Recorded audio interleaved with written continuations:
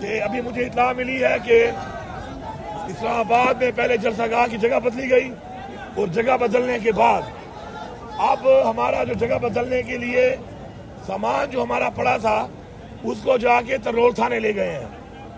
تو میں واضح بتا رہا ہوں، واضح کہ سب سن لو، سامان واپس کرو، جو جگہ بتائی ہے وہاں پہ جلسے کے لیے سامان لگانے دو، ورنہ میں سامان بھی آ کے لگا لوں گا، جلسہ بھی میں کر لوں گا. اور اس کے بعد یہ ترنول تھانے والے تمہیں جو حکم دے رہے ہیں نا تمہارے بابے، وہ بابے سن لیں کہ اس کے بعد میں ترنول تھانے جاؤں گا یہ سامان لینے کے لیے. یہ ملک آپ کے باپ کا نہیں ہے کہ آپ یہاں پر آ جاتے ہیں اور پہلے رسید دیتے ہیں، پاؤں پکڑتے ہیں.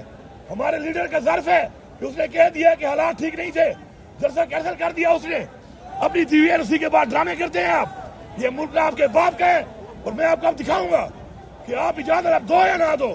یہ جلسہ بھی ہوگا اور یہ سامان ترنول تھانے میں اگر ہوا تو میں ترنول تھانے جا کے سامان اٹھاؤں گا. یہ میرا واضح پیغام ہے، پوری قوم سن لے، سب نے آنا ہے.